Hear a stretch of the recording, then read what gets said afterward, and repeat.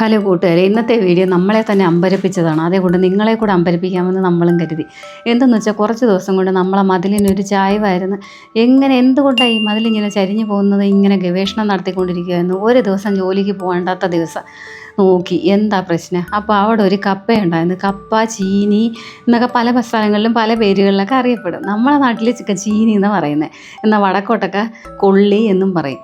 അപ്പോഴല്ലേ കണ്ടുപിടിച്ചത്. എടുക്കാൻ വയ്യാത്ത ഒരെണ്ണം ഇങ്ങനെ മതിലിൻ്റെ അടിയിലോട്ട് അങ്ങനെ ഇറങ്ങിപ്പോകുമായിരുന്നു. ഞാനും ചേട്ടനും കൂടെ വെട്ടി അരമണിക്കൂർ സമയമെടുത്ത് വെട്ടി എന്തായാലും അവനെ കണ്ടെത്തി. ആ മതിലും ചെറുതായിട്ട് ചരിഞ്ഞിരിക്കുവാണ്. എന്നിട്ട് ഇവനെ ഇങ്ങനെ തോണ്ടി പറക്കിയൊക്കെ എല്ലാം എടുത്ത് കുറേ സമയമെടുത്ത്. എന്നിരുന്നാലും അതൊക്കെ വിട്ട് കളഞ്ഞില്ല, അതിനെ എടുത്തു. അല്ലെങ്കിൽ മതിൽ തകർന്നു പോകത്തില്ലേ. അതുകൊണ്ട് പിന്നെ അതിർത്തി പ്രശ്നം ഉണ്ടാവും. അതുകൊണ്ട് നമ്മൾ അതിനെ തോണ്ടി പറക്കിയൊക്കെ എടുത്ത് വേണ്ട എക്സ്റ്റെൻഡ് ചെയ്ത് വെച്ചതാണ്. വലിയൊരു ഫോട്ടോയൊക്കെ എടുത്ത് വേണ്ട ഏകദേശം 4-5 കിലോ വെയിറ്റ് വരുന്നതാട്ടോ. നമ്മളവിടെ വളമൊന്നും ചെയ്തിട്ടില്ല, വെറുതെ ഇവിടെ ഒരു വേലിക്കമ്പായിട്ട് വെച്ച സാധനമാണ്. അത് ഇങ്ങനെയായി. ഇനി അതിനകത്തുണ്ടോ ഒന്നും നോക്കിയില്ല. അപ്പോൾ തന്നെ അതിനെ കറി വയ്ക്കാൻ വേണ്ടിയിട്ട് എല്ലാം റെഡിയാക്കി എടുത്തു. പിന്നെ ഇനിയിപ്പോൾ ലല്ലുവാവ് വരുമ്പോഴത്തെ വിഷമമായിരിക്കും. ഞാനില്ലാത്ത സമയം നോക്കി അതെടുത്തോ എന്നൊക്കെ ചോദിച്ച് 2 വിളിയൊക്കെ വിളിക്കും. പിന്നെ അങ്ങ് ശരിയായിക്കോളും. അപ്പോൾ ലല്ലു വരുമ്പോഴത്തേക്ക് കൊടുക്കാൻ വേണ്ടിയിട്ട്, എന്തായാലും ഒരു സർപ്രൈസായിട്ട് കൊടുക്കാൻ വേണ്ടിയിട്ട് പെട്ടെന്ന് തന്നെ വൃത്തിയാക്കിയൊന്നുമില്ല. അടുക്കളയൊക്കെ വൃത്തിയാക്കാതേക്കാൻ കിടക്കുമോ. എന്നിരുന്നാലും പെട്ടെന്ന് തന്നെ കുഞ്ഞ് വരുന്ന സമയമാകുമ്പോൾ പെട്ടെന്ന് നമുക്ക് കൊടുക്കാൻ വേണ്ടിയിട്ടുള്ള വെപ്രാളം ഉണ്ടല്ലോ നമുക്ക്. അങ്ങനെ അതെല്ലാം ചെയ്ത് പെട്ടെന്ന് തന്നെ കപ്പ വേവിക്കാൻ വേണ്ടി വെക്കുക. അങ്ങനെ കണ്ടിട്ട് കുഴപ്പമൊന്നുമില്ല, നല്ല ചീനിയാന്ന് തോന്നുന്നു. ലല്ലിക്കുട്ടൻ വരുന്ന സമയമാകുമ്പോഴത്തേക്ക് നമുക്കതിന് വേവിച്ച് കൊടുക്കാമല്ലോ.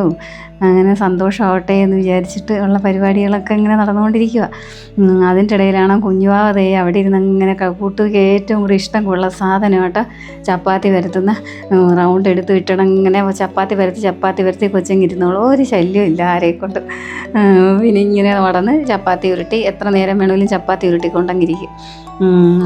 പിന്നെ അപ്പം തന്നെ വിസിൽ വന്ന്. അപ്പോൾ ഒരു വിസിൽ കേൾപ്പിച്ചാൽ മതിയായിരുന്നു. പെട്ടെന്ന് തന്നെ കപ്പയൊക്കെ റെഡിയായി. അപ്പോൾ ലല്ലുവാവ് വരാൻ വേണ്ടി നമ്മളിതിനെ കാത്തിരിക്കുക. അതിൻ്റെ കൂട്ടത്തിൽ ബീഫ് കറിയും കൂടെ വെച്ചായിരുന്നു. അങ്ങനെ ഇന്നത്തെ ബീഫ് കറിയും കപ്പയും കൂടെ ലല്ലുവിന് കൊടുക്കാൻ വേണ്ടിയിട്ട് നമ്മളിങ്ങനെ കാത്തിരിക്കുക, ഞാനും അല്ലുകുട്ടനും കൂടെ.